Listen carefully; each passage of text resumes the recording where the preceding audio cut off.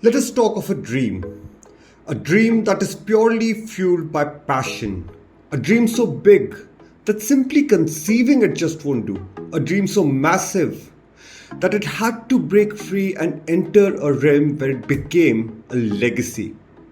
We are talking about the dream of an individual, of a company. Ever since J.R.D. Tata became a part of the Tata Group, the group saw growth in multiple sectors, but still there was one thing which evaded them. There was still one dream that had not been fulfilled just yet.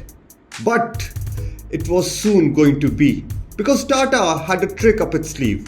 The trick was to introduce two amazing models into the Indian marketplace that would leave the audience completely awestruck. The nostalgia is going to repeat itself both in terms of Tata and in terms of this series, क्योंकि एक बार फिर एक गाड़ी की बात हम पिछले episode में कर चुके हैं, दूसरी गाड़ी की बात हम इस एपिसोड में करेंगे। मैं हूं संग्राम and this is the legend of Tata estate. The Tata Estate was a station wagon which was produced by Tata Motors and sold in India between 1992 and 2000. By the late 80s and early 90s, Tata had already become a big player when it came to heavy machineries. By the late 80s and early 90s, Tata had already become a big name when it came to heavy vehicle segment. But J.R.D. Tata had a long-standing dream, and that dream was for Tata Motors to have its own privately owned passenger car. And with the passenger market suddenly booming in the early 90s, it was the perfect time for Tata to do so. They had already made the first move in 1988 with a light commercial vehicle called the Telco line, and this was going to be the base for what's to come, for what was supposed to come. And this was going to be the base for what was supposed to come. Tata, as already mentioned, had a simple plan. They were going to introduce two models. The first one being the Tata Sierra, a cool, rugged off-roader that was going to appeal to the outdoorsy. But there was also going to be a sophisticated, practical model that was going to appeal to the families. So in 1992, Tata Motors gave the Indian audience the Tata Estate, a car, along with the Sierra, the two of which were way ahead of its time. In 1992, जब लोगों को गाड़ियाँ देखनी बस शुरू हुई ही थी, उस time पे these cars, let us specifically talk about the Tata Estate. The Tata Estate came with power windows, it came with the power steering, it even came with a tachometer. These cars, although they were the initial introductions by Tata Motors, weren't just simple drawn-up cars that were brought out for profits. These were built out of passion. The Sierra was based on the then Ford Bronco.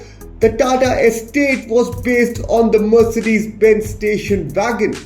It was powered by a 1.9-litre Peugeot-sourced diesel engine which produced 68 PS of power and 118 Newton meters of torque. And these cars were no perfect examples. These were first attempts, so some problems were bound to happen. The Estate, when it came out, it suffered from a few problems, namely some of them being high fuel consumption, faulty electronics, and even the suspension took some time to get finely tuned in the later models that came out, or in the subsequent models that came out.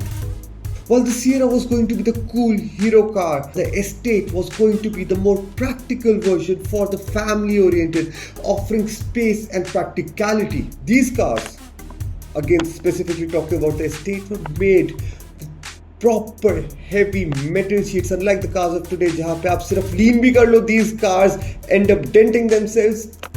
These cars were tanks. इन गाड़ियों को आप मुक्का भी मारोगे, the car will not break a dent, but your hand definitely will. But this all came at a cost. The Sierra tipped the scales at 1.6 tons and powered by a diesel engine producing a mere 68 PS of power. It wasn't exactly an enthusiastic machine. Oh, you go slower, boy.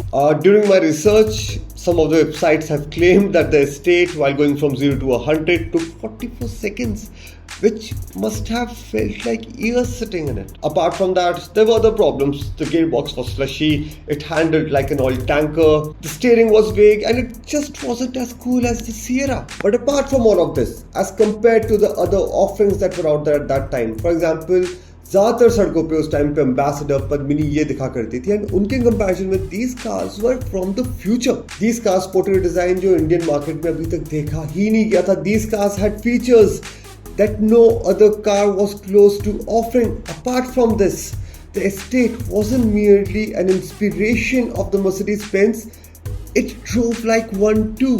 When Tata got it right, the suspension and the comfort was outstanding. But apart from all of this, the Estate could never really rake in the sales figures it was supposed to, and in 2000, Tata finally had to shut doors on the Estate. Now, the truth is that although the station wagon style has come to India again and again, some of the examples that I can think of include the Indigo Marina, if I'm not wrong, and I think the Corsa also did it.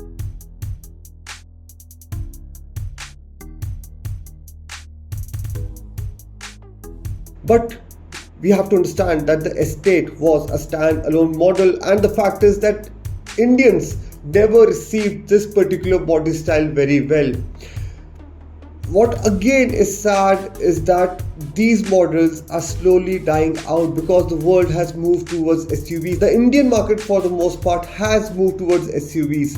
Unlike the other cars जिनकी बात इस series पे पहले हो चुकी है, जिनके कईयों के रिवाइवल्स आ रहे हैं, कईयों के पॉसिबल रिवाइवल्स आ सकते हैं, I know for a fact that there will never be another Estate because it will just not sell. We as Indians have time and again, for some reason, simply ignored amazing cars that have come our way. The Estate was one such car. At a time when there were just limited options available, at a time when Tata was just moving in to the private ownership sector, it did not play it easy, it did not play it safe by offering a car that a majority of the population would be able to afford.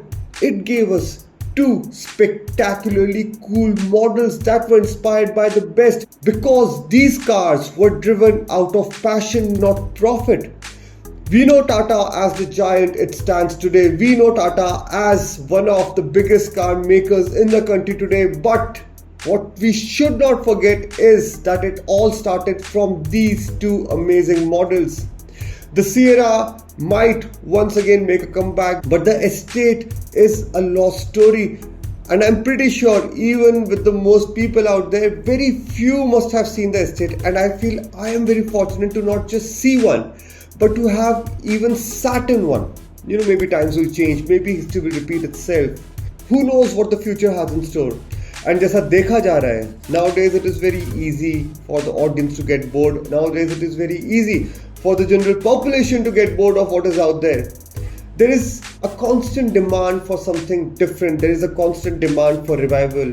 And just for the sake of being optimistic, Tata, bring back the Estate.